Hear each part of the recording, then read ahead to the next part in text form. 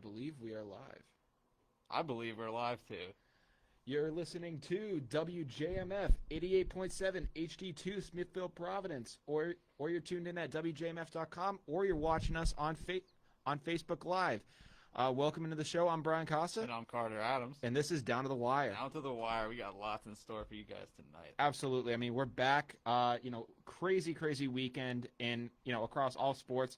But mainly the biggest story, obviously, you can tell by the hat, is the fact that the Los Angeles Dodgers have beaten the Tampa Bay Rays to win the World Series. It's about time. Yeah, I mean, it's been 32 years for the Dodgers. Yeah. Has been pretty much long enough for those guys. It has been a crazy ride.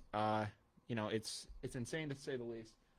But LA finally has themselves a championship baseball team once again, and I know you watched a little bit of the game last night. What were your thoughts? I watched a little bit of it.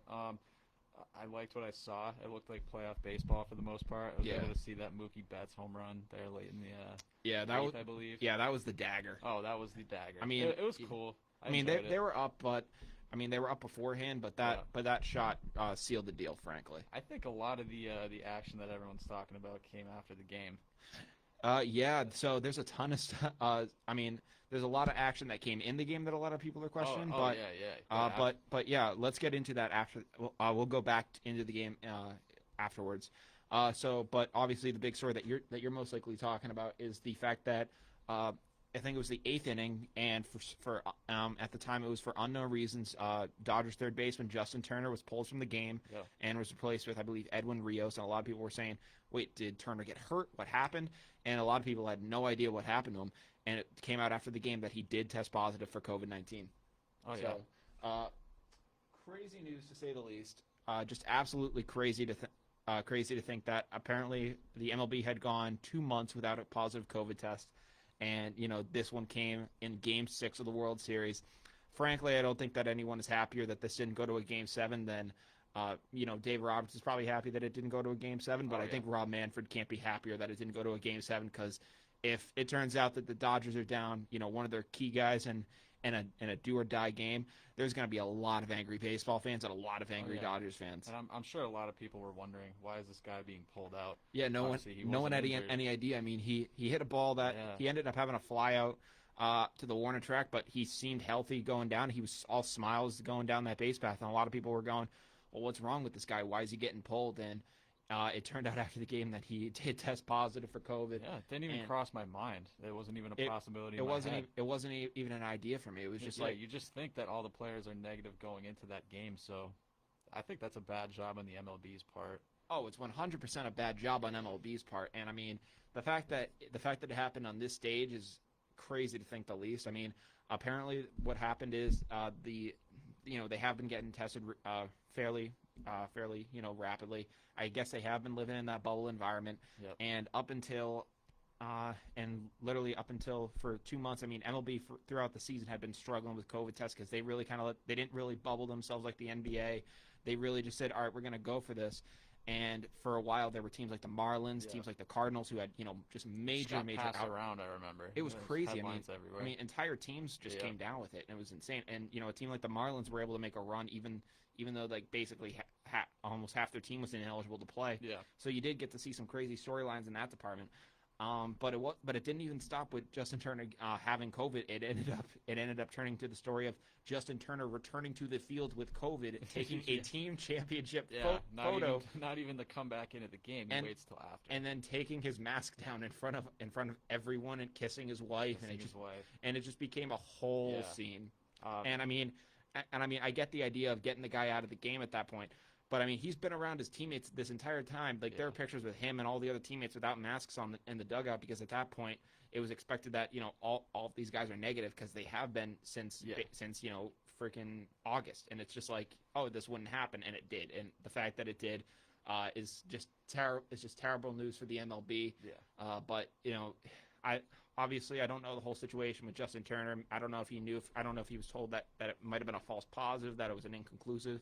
But if you knew that he was positive and come back out on the field, I know he won a championship, and frankly I don't know if I'd be able to stop it either. But that's just bad. That's just gonna be bad press in the midst of all of this. I mean, your team just won the chip, and this is not a good look. Like professionally, I don't know why he would have gone back out onto the field, putting so many people at risk. But I mean, at the same time, you're a World Series champion. No, exactly. No, that's what I was just gonna get at. Is I see his dilemma. He's probably the heart and soul of that Dodgers team. For the most part. He is the he's the one that stood out there and lost two or three World Series with him. So I could see why he would want to be out there with his teammates celebrating a win. And he's getting up there in age, and I mean, this Dodgers team is still loaded and could definitely make another run in a longer season. But I mean, the guy's 35 years old. At this point in an MLB career, some guys can carry it on. I mean, you look at David Ortiz, who played till he was 40. But then you also see guys that can play into their late 40s and stuff like that too. But around 35 for a third baseman, that's a tough age at that point to really be sustainable and be effective. So I think Turner was just like, hey, this might be my last time, ever being able to come onto the field as a World Series champion and say that I was a real integral part of that team. And it probably just more adrenaline took over than anything at that point. Definitely. I can imagine being in isolation somewhere watching your team win the World Series. All you want to do is run back out there. And that's exactly what he did. Yeah. I don't blame him. Yeah. I mean, obviously by no means is it the brightest move by any means. Whoever let him go out onto the field should be punished. Exactly. Yeah. But taking the mask down, that was pretty bad. I mean, I get the whole thing about like, hey, if you don't have it, why do we have to be wearing these things? But you literally have it. I saw one of the Dodgers players, coaching staff, someone on the team was like a cancer survivor. He was right next to them, maskless. Oh, jeez. Yeah, no, I mean, he was right next to Dave Roberts. He was right next to the GM, Andrew Friedman. Mm-hmm. Literally, I mean, they luckily put him in the very front of the photo, so that way if he's breathing, it's at least going outward. But I mean, and they didn't just stick him in the middle where it's like, oh, let me infect everybody. But I mean, the fact that he was even back on the field at all was astonishing to me. I was watching the things and I was like, wow, I wonder how Justin Turner's I wonder if they're gonna end up taking a team photo when Justin Turner's gonna be eligible to be on the field. And I was like, oh no, they're just taking it with him on the field right now. He is just. I'm like he was just playing with COVID and he's back on the field. He currently has coronavirus. No, I guess if you're already around all those players for almost the entire game, anyways. What's the harm in going back out there for a photo and a little celebration? And I really do feel like at this point, I don't think that there's going to be any COVID that was passed in that team photo that wasn't passed from him tagging up guys and hanging out with them and hanging out with them in the dugout. MLB and Rob Manfred don't care because the season's over. Yeah, at this point it's going to go away. Yeah, well, it's just going to be like, all right, you guys just have to take care of yourselves now. We're not babysitting you anymore. And I feel like as soon as these guys are all cleared, they're just going to have a massive party with each other. I mean, they probably already are. Yeah. But just crazy to say the least. Yeah. No, you're right. Yeah. I mean, wild. I do think that they were banned from like having champagne and all that stuff to avoid like massive parties in the clubhouses afterwards. But there will be something happening at Clayton Kershaw's house because he only lives 15 minutes away from that stadium in Texas. So I'm assuming as long as everyone checks out, there will be Clayton's throwing. Yeah, Clayton will definitely be throwing a party. Yeah. I can only imagine. I mean, he's got some just big freaking ranch house out there. I'm sure. He's probably going to invite all the guys, even Justin Turner. He'll get him like a separate tent to stay in. Yeah. It'll just be I mean, hell, I mean, here's your quarantine house, Justin. Pretty much. It's going to be I don't know how they'll do it, but speaking of Clayton Kershaw though, I was a little happier for him than it was for the Dodgers, I'm not going to lie. Yeah, I mean, frankly, obviously I am wearing the hat, but that's more of just a baseball thing. I mean, other than the Yankees, there really isn't a baseball hat that I wouldn't consider wearing. I mean, a lot of people might say the Astros now, and maybe if you had to give me a choice between an Astros hat and something else, I'm probably going to go for the alternative. But, for most baseball fans, it's not like football where it's kind of a tough thing trying to decide between, if I wear this jersey of another player who plays against my team and wants to knock the crap out of my favorite players, I don't really know how I feel about that. But in baseball, there is still kind of like a classiness to it where it's like even if you wear the hat of another team, it's like a mutual respect that you have for them. But I don't know. I like wearing hats of all teams. Obviously, the Sox are my team, but I am definitely more happy for Clayton Kershaw than I am for the Dodgers.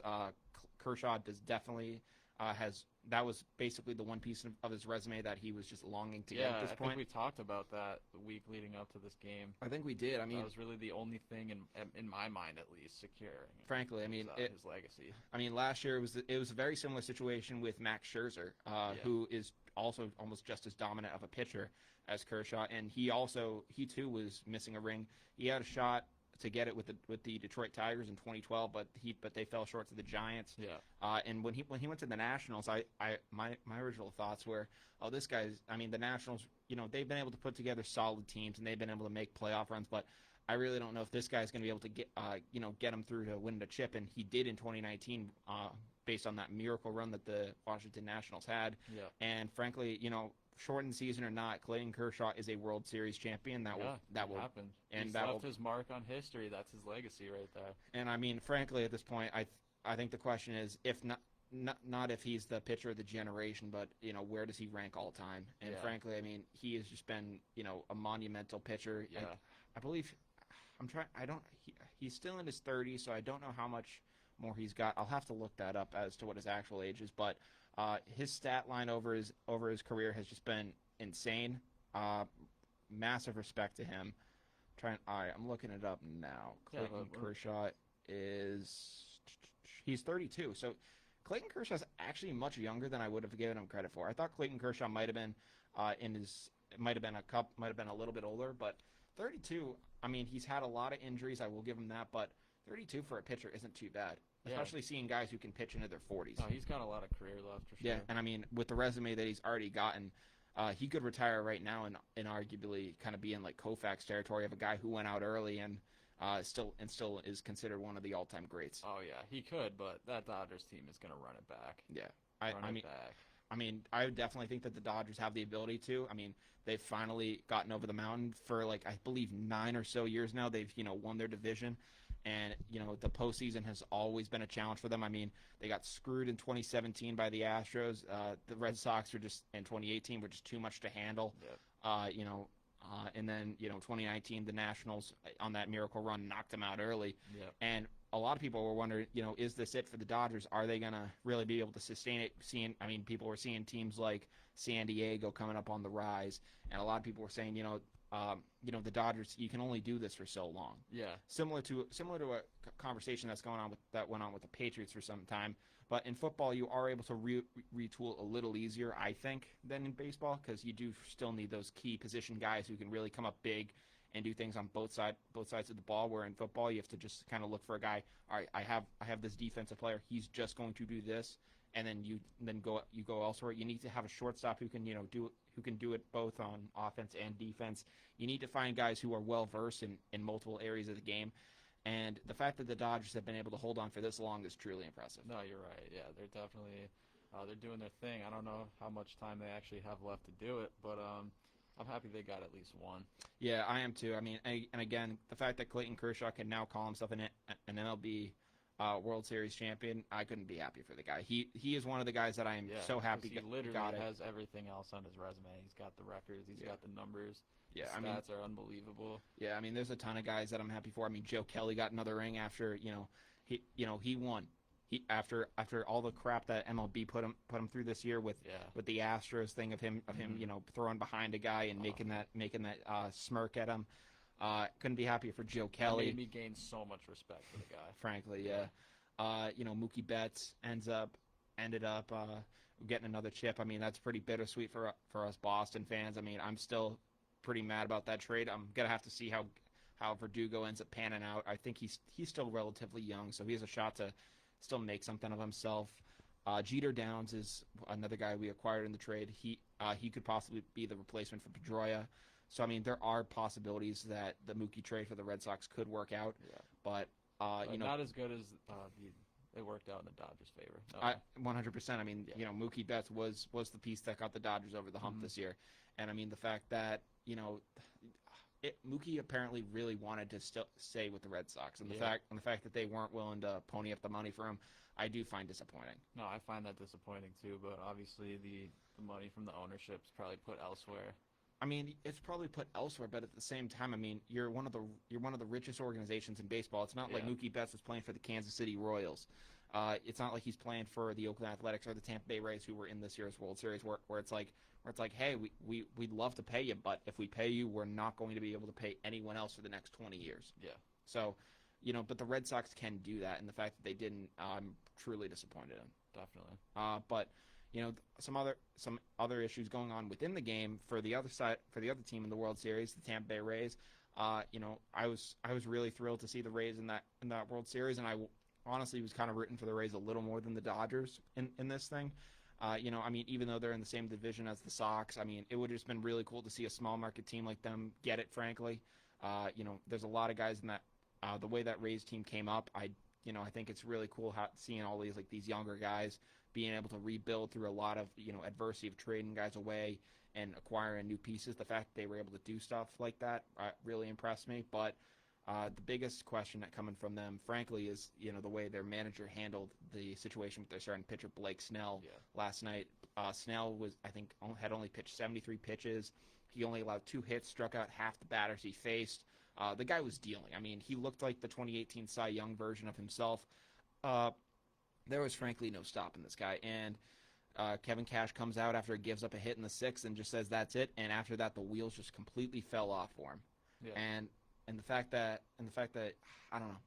I don't know if you saw everything going on with that, but I frankly think that if you have a guy dealing like that, I don't care what the analytics say. I don't care what stats are saying. You have a guy who's pitching the game of his life. I don't think that you have to say, oh well, the stats say here. No, I mean, eventually you have to put down the clipboard and you have to go based on field. So he gave up his second hit of the game. Yes, he had only given up 2 hits in the game at that point. No earned runs. No. I don't know if. Well, basically the thing with baseball is that if the guy from the second hit got on base, and then the other pitcher who went in the game caused that guy to score, so it's technically an earned run on him, but he wasn't the pitcher who caused the run to score, basically. So the Dodgers were scoreless when the Dodgers were scoreless. The Rays were up 1-0, which still, frankly, as a critique of the Rays, that isn't going to be enough to get you to a Game 7. That game isn't going to end. That game isn't going to end like that.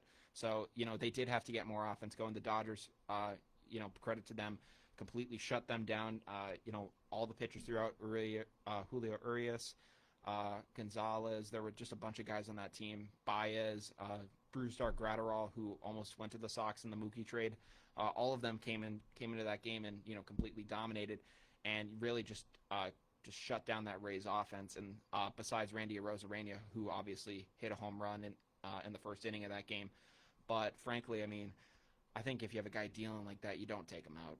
Yeah, no way. Bad move. Yeah, I mean, I don't know. I mean, Snell seemed really mad after the move. I don't know. Frankly, I've seen a lot of people mad at it, and I completely agree. I don't think that in a situation like that you make that move. It just doesn't seem like. I mean, I understand the idea of hey, this guy doesn't have a good history after this many innings in the game. But when a guy's dealing like that, you have to factor in the idea that, hey, he's in the zone. Yeah. He's not just any normal pitcher either. Like Blake Snell's a superstar. It's not like Cy Young. Exactly. You're 100% right. It's not like Blake Snell is just some average pitcher who's just breaking through and having a great game. He can do this consistently, and he was having a stellar game in this moment. Yeah. And at that point, I just don't know if you can be like, oh, well, the stats say here. It's like, no, you have to, I feel like at that point, play it through. No, you're right. Yeah, I completely agree. Yeah. But then, as I mentioned before, Randy Arozarena, also playing on the Rays, he had himself an amazing postseason, really historic. He ended up breaking Pablo Sandoval's hits record in that postseason. He ended up, Sandoval only at 26, I believe. Arozarena probably finished with 28, 29 hits. And for that in a single postseason, it's really unprecedented. And the fact that he was able to do it, I find incredibly impressive, especially the fact that he's a 25-year-old rookie who, at this point in his career, had really little big league experience, to say the least. Yeah. So the fact that he was able to break through in a situation like this was absolutely incredible. Incredible. And then finally, the last story in MLB from the World Series last night that had a lot of people laughing and a lot of people concerned was the speech Rob Manfred gave to Corey Seager during the MVP award. I don't know if I know you've probably seen some of the clips now at this point, but basically Corey Seager won the MVP, and they were, and basically, sorry, and basically Rob Manfred goes up there, and like 5 minutes before he was doing like the congratulatory speech for the Dodgers, and he spoke completely fine, no skips and words or whatnot. But then he goes to announce Corey Seager, and he just goes, "Corey, congrats to the Dodgers and everyone else on a great season." And he just sounded off, and a lot of people were like, "Is he drunk? Did he?" He certainly sounded drunk. He sounded belligerent. It was ridiculous. Some people were actually like, "Is he having a stroke?" Because that's what could, like, because he honestly sounded like a stroke patient, where it's just like he's slurring his speech, he's like having a hard time skipping over words, and a lot of people, like, there was a lot of people making jokes about it, and there were a lot of people being like, "Hey, we don't like this guy, but he might be like having a medical episode, so you might want to go check on him." So like there was a lot of confusion on Twitter, and it was like a weird mix between like humor and actual compassion and concern. Yeah. So it was a weird exchange, but there was a reporter who, I don't know where she was from, but she tried to basically explain that sometimes if you get a bad earpiece in your ear when you're like doing a speech, it can basically, affect with the way that you with the way you talk, because you're hearing reverb in a way that you're not typically used to hearing it. So if you're hearing yourself talking in a little bit of a delay, you're going to be checking yourself to make sure that you're talking right. And, that she's saying that that's what happened to Manfred. I know that you kind of had some speculations about that. Yeah, obviously I've never talked with an earpiece in, so I can see how that's possible. But no, for the most part, I thought he was extremely drunk. Yeah. He definitely sounded like it. Sounded like a rowdy kid. I don't know. If it's the earpiece, I think that's the best case scenario for Rob Manfred, because whether the story is of him getting drunk in between giving a speech or him having a stroke, I think bad earpiece is probably the story to go with. And I think at all costs, if Rob Manfred's ever pushed on it, he's gonna be like, "Yeah, it was a bad earpiece." Do you think he was drunk? No, I don't think so. So you just put it past him? I don't put it past him getting drunk in that situation. If it was the Astros winning that World Series, and after the history they had, I wouldn't have put it past him at all. But I think, especially oh, they won it again. Yeah, exactly. They would not have wanted to. He would not have wanted to be up there on that stage. Oh, come on, man. Exactly. He would not have wanted to be up there whatsoever. I have to look even worse. Oh man, yeah, no, that's why it would have been like the type of reaction that Goodell has to do when he's announcing that the Pats won again. Yeah. No, that's literally what it would be like. No, now I'm just picturing Goodell getting drunk before presenting the Lombardi Trophy to Bill Belichick. Ugh. And it's just like, oh my god. Yeah. But that's why I wouldn't have put it past Manfred. That's why I thought he was drunk. You put the clues together. For the most part, the baseball community doesn't like him. Yeah, he's struggling to keep relevance in his job. I know you kind of only saw the viral clip, but when he got up to announce the original championship thing and he sounded fine, the fans booed the hell out of him. They just completely ripped into him because they 100% don't respect him. I know Roger Goodell gets boos, but the fact that there were only about 11,000 fans in the ballpark, it sounded relatively just a little bit lower than the Super Bowl crowd when Goodell gets up there. Yeah. And I was like, wow. Yeah, I was like, yeah, people don't like Goodell, but if Manfred was running the NFL, fans would be. Manfred would not be in charge at this point, frankly. Yeah, no, I agree. The fans would be coming for his head, and like the amount of hate for the commissioner in the NFL would be multiplied by at least 10, yeah. Frankly. Yeah. But absolutely just a weird speech by Rob Manfred. Yeah. Had a lot of people, up in arms and asking some serious questions. But that pretty much covers it. There's going to be some interesting things going on with baseball when it comes to free agency. The winter meetings will obviously, which is typically when we see a lot of big moves happen, and will be going on sometime in late December. So we'll probably be on break at that point. Yep. But there will be some. I feel like as the weeks go on, we'll probably end up having to talk about any possible COVID outbreaks that happened with that Dodgers team while celebrating. I feel like that's going to be a big story that will end up happening. Mm-hmm. But Yeah, but I mean, this is really kind of putting a lid on the MLB season, and really just it's basically until 2021 at this point where we're going to see a lot of different we're going to see a lot of changes. Yeah, definitely.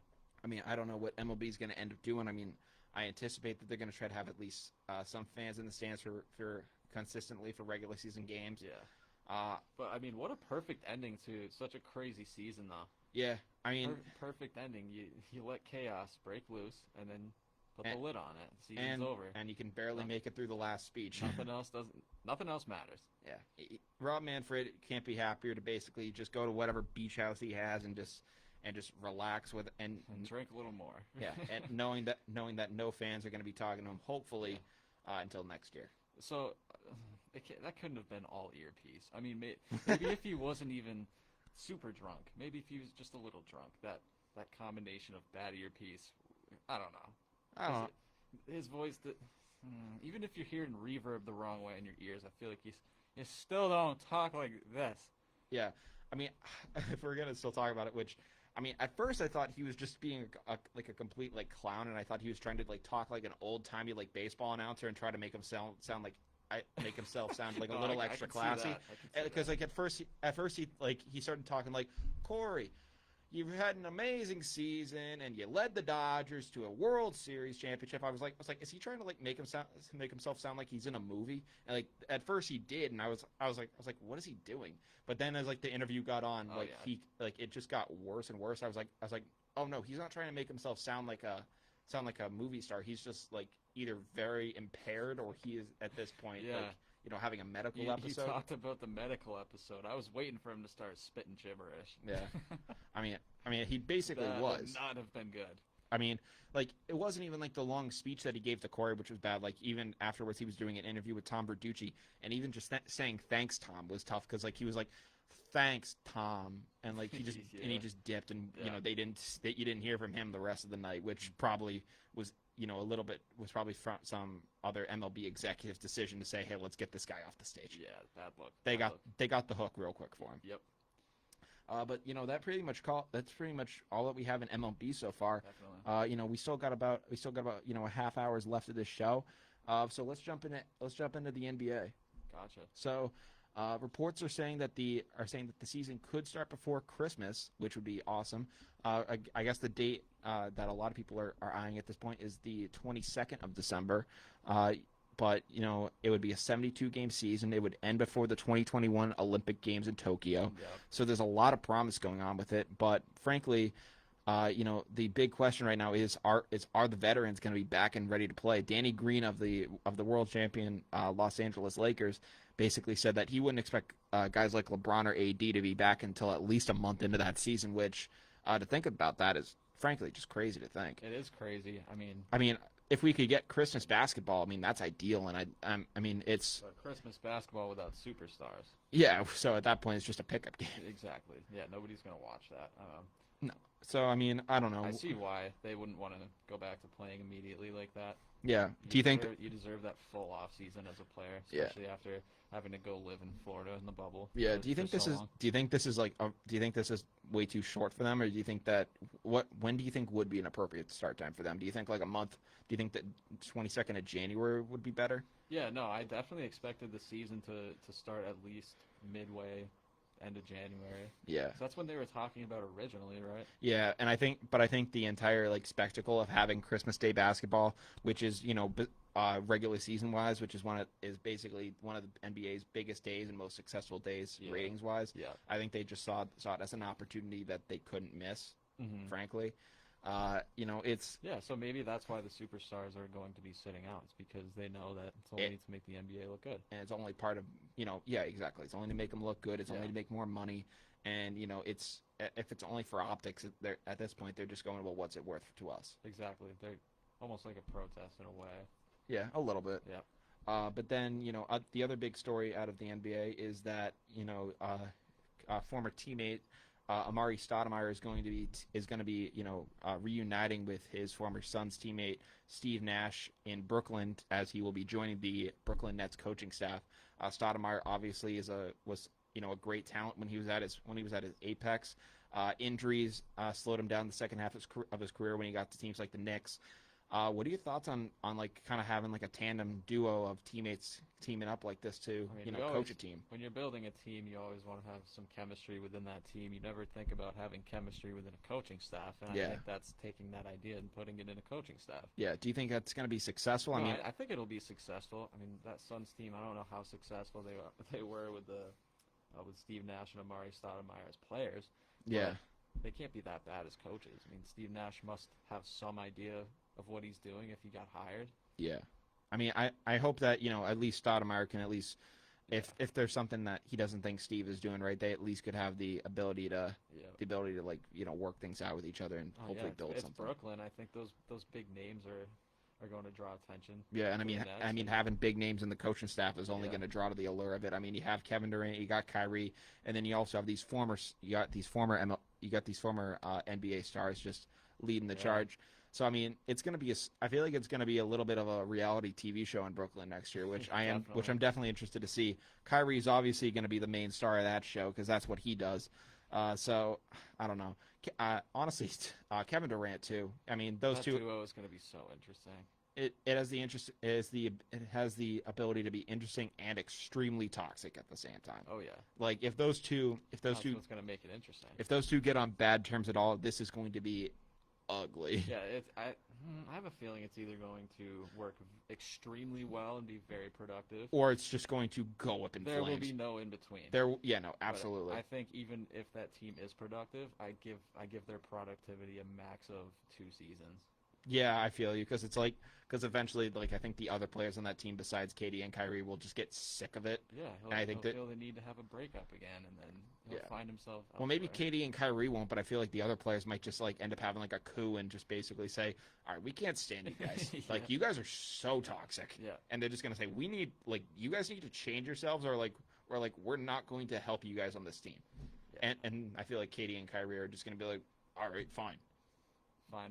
We're going to change, or fine, we're going to leave? No, I think they'll probably just be like, fine, leave us, and we'll just figure it out. And I feel like, there are pieces on that Brooklyn team besides Katie and Kyrie, which will, obviously those guys are big names on that team. But I think, frankly, there are other important pieces on exactly. That team. And I think if they end up making those other pieces mad, bad things will end up happening. I think those pieces have to learn how to shift into being background roles, though. Yeah, they need to know that they will not be the stars whatsoever. Yeah. They're, if they win the championship, it is going to be Kevin Durant and Kyrie who get all the credit. Yeah. So they're going to need to really need to swallow a pill.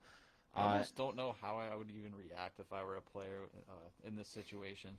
Like being a player on the Brooklyn Nets, and you know that your relevance is going to be completely lost once Katie and Kyrie come in, unless you win a chip. And being told that a guy who thinks the Earth is flat has more say in a locker room than you do. Yeah. I mean, I don't know. Yeah, no. Just an absolutely weird situation going on in Brooklyn. Mm-hmm. I am excited to see it though, but.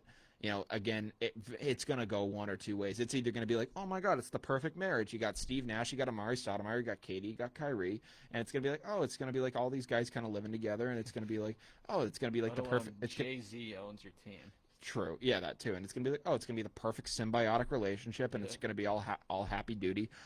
Or it's just going to be a dumpster fire. A nightmare. Yeah. So I don't know. It's going to be one of those two. And then also, so after that, let's shift over to the NFL. Okay.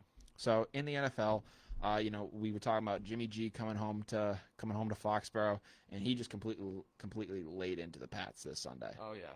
I mean, I ended up shutting the game off after they scored 16 points. Yeah, it was bad. I was looking at, I was kind of like flipping in between some scores. I was working on some other stuff on Sunday, and then I looked over at the screen at halftime. I was like, oh, they're like up by 23.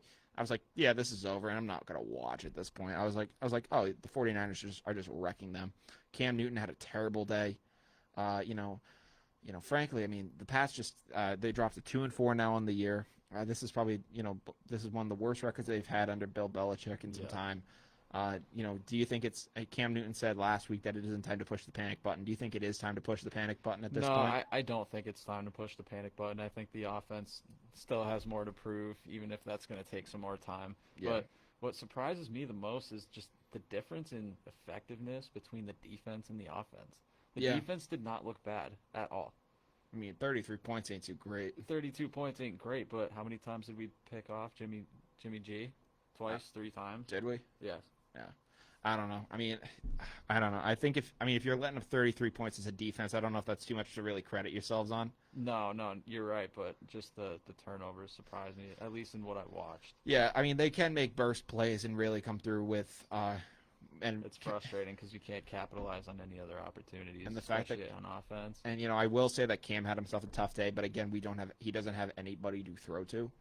And it was a similar situation with Brady last year. I mean, you have Edelman, which is great, but these tight ends that Bill drafted, Dalton Keene and Devin Asiasi, don't get any passes. You're still throwing to guys like Damiere Byrd who can make some plays, but frankly, I mean, outside of Edelman, there's really no one that I think is of large trust in that organization at the receiving level. Yeah, nobody of large trust. A bunch of mediocre guys in there, but I want to see the Pats do something at receiver before the trade deadline. I'm hoping. I mean, there have been a lot of talks going around. Golden Tate's been discussed. Marvin Jones from the Lions. The AJ Green rumors. That's not happening.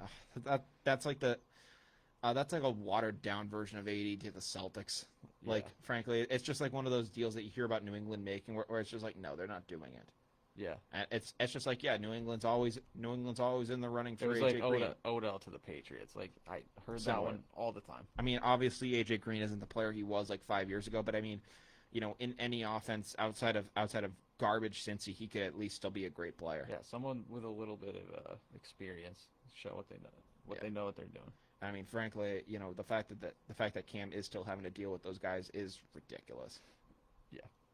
But a lot of people in New England are saying that it is time to panic, and one of the moves being discussed is whether they should or should not shop cornerback Stephon Gilmore, last year's Defensive Player of the Year. Gilmore is currently 30, and he's going to be an unrestricted free agent in 2022. So he's only got 1 year left on his deal. Do you shop him this year?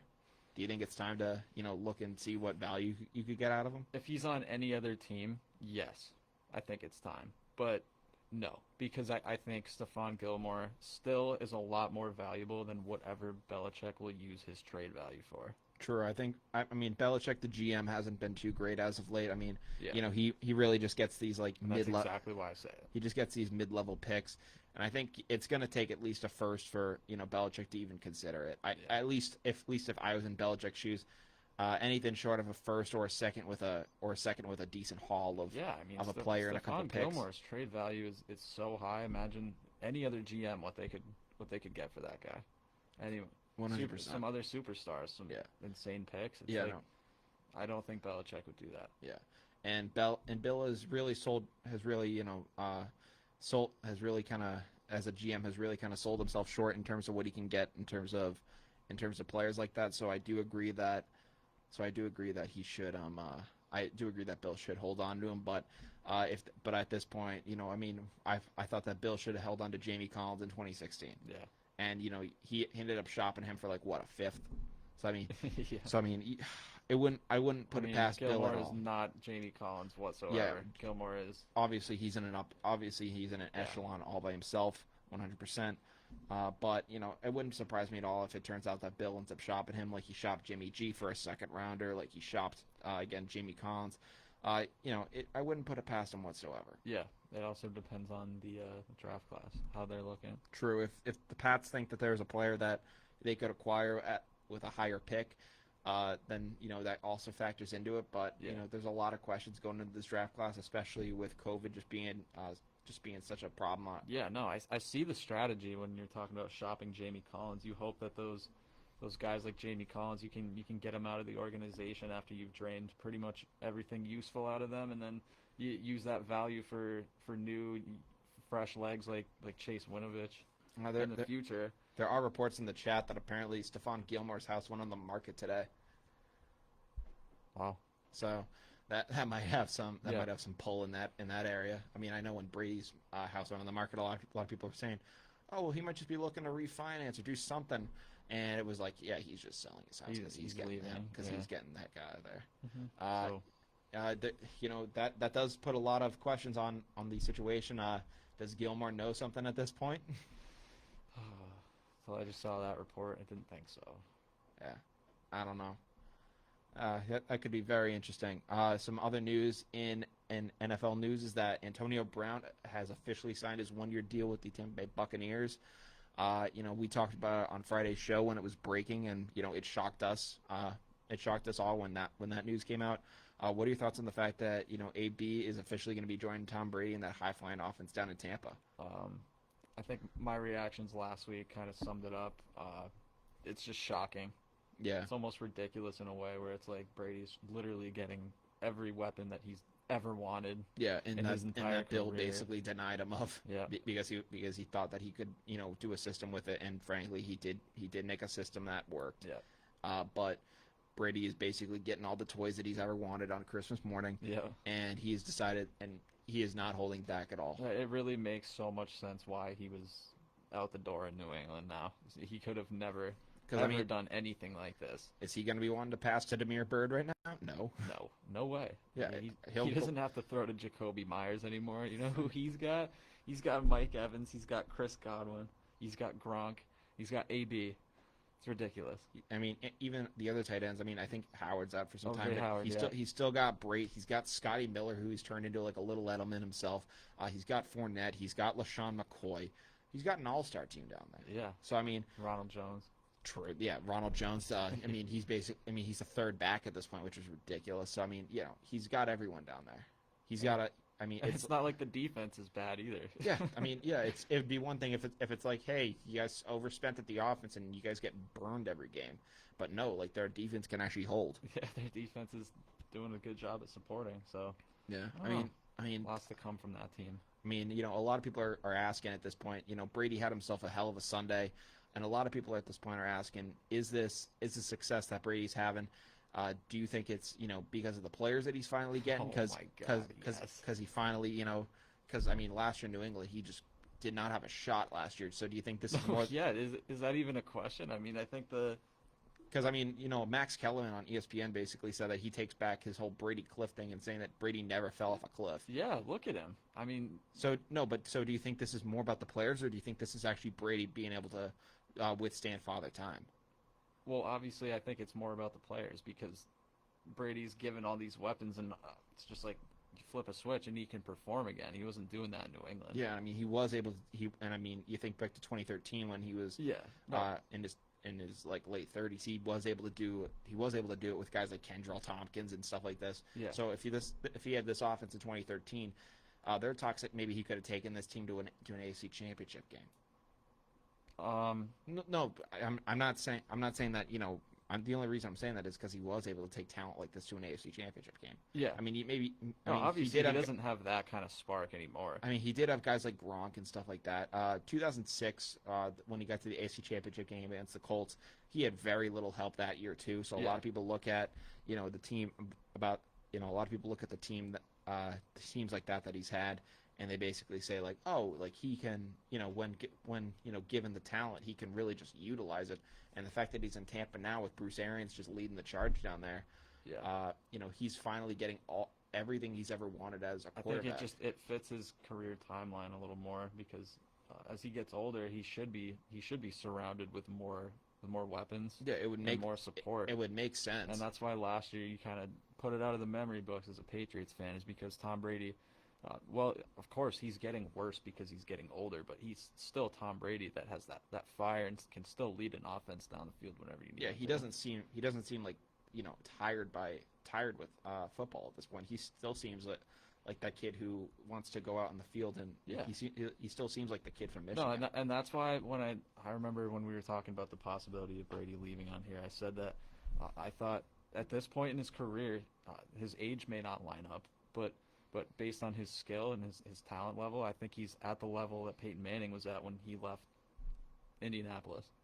That's a take. And went to Denver. That's a take because, I mean, health-wise, Peyton Manning was not in a great place when he left Indy. He had that terrible neck injury that a lot of people thought he was never going to be able to play again. He had to get surgery like I think in Europe. He had to get stem cell treatment. So.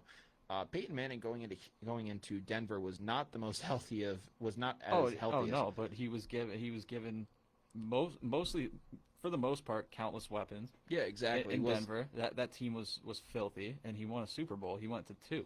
And I think that going off that, I think that Brady's weapons in Tampa are probably far superior to what Manning had. 100%. I mean, he did have Welker. He did have Welker. He did have Emmanuel Sanders. But frankly, I think that you have young weapons like Evans and Godwin. You got the old connection with Gronk. You got the seemingly good friendship with AB. It really just seems like the perfect storm for that Bucs offense. Exactly, just like I was making my comparison to the Broncos, almost the same way. Yeah, I mean, I could 100% see Tom Brady's been carrying teams to the Super Bowl for the past 20 years. It's time that the team carried him to the Super Bowl. Honestly. Yeah. It's true though, and that's why he's in Tampa Bay. Yeah. Also, finally in the NFL, I don't know if you were watching the Sunday Night Football game, but it was a complete just great. It arguably was game of the year between the Seattle Seahawks and the Arizona Cardinals. Yeah. Went into overtime. The Cardinals ended up lining up for a field goal. Zane Gonzalez ended up getting iced by I think his own coach, and then went out there and missed the field goal.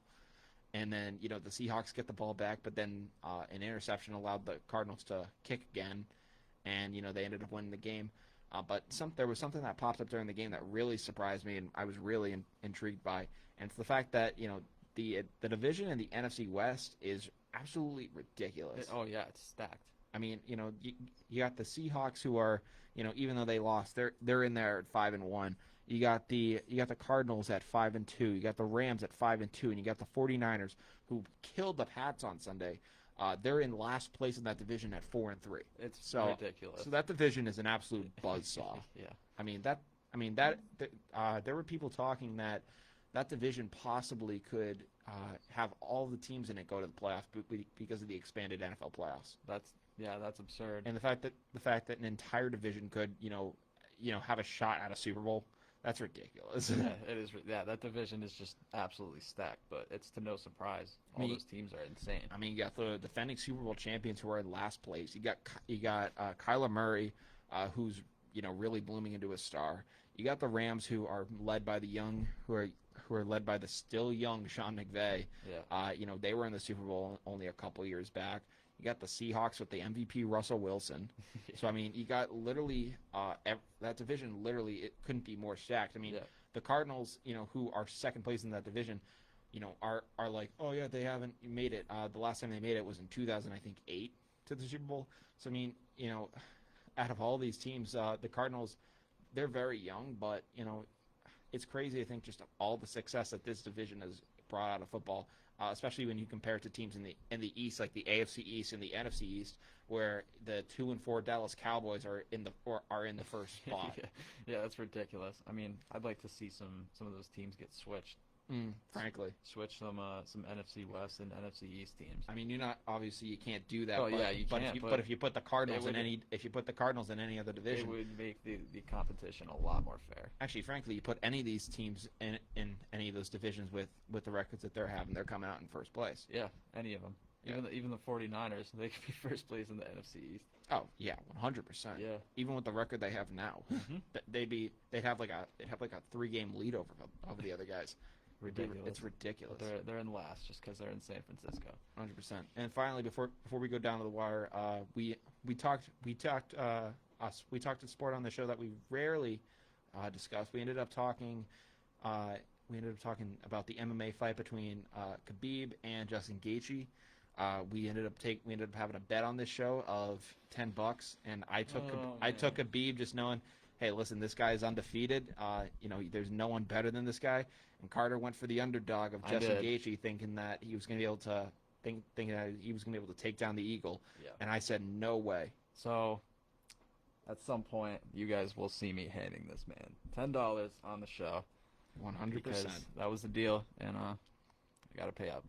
But the big news with Gaethje at that point, he was choked unconscious. I mean, Khabib just took it to him, finished him off in the second round with a triangle choke. It was, I mean, that thing.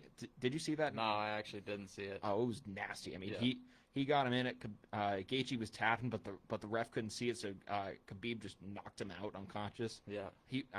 Gaethje was out. Yeah. Like, he was done for. Done for.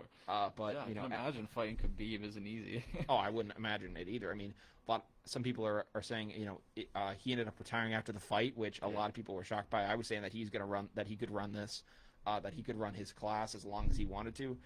He did. He retired at 29-0, right? Or 29-0. So, his dad did pass away from COVID earlier this year.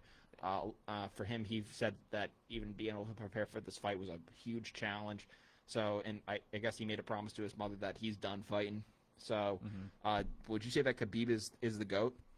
For UFC? Yeah. Is anyone else undefeated? I mean, I have to take a look at that. I mean, there's probably some other guys. I just don't know enough about UFC to be able to make that call. Yeah. I mean, I don't know. I think that, there are some guys in the UFC who I really think are really good, but frankly, from the run that Khabib's been on, I really don't know if I can really attest to anyone being that much better. No, I don't know if I can either. Yeah. I mean, the guy, I'm sad to see him, walk away. I mean, he's just been an absolute beast. I get we were talking, like, he talks trash to guys when he's, pounding them on the ground and just taking them down. Yeah. But, it's crazy to think that, one of the great UFC careers is now coming to an end. Yeah, no, it's crazy.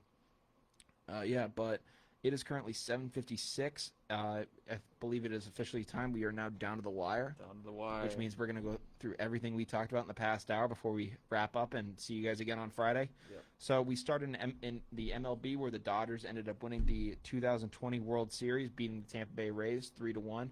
The biggest story. Couldn't even say the biggest story. The stories coming out of that game were just remarkable. I mean, there were questions about whether Blake Snell should or should have not have been pulled by manager Kevin Cash. There were discussions. Justin Turner was taken out of the game for a positive COVID test, only to return to the field for a team photo afterwards. Clayton Kershaw is finally an MLB champion. The legendary Randy Arozarena passed Pablo Sandoval's record, but fell short.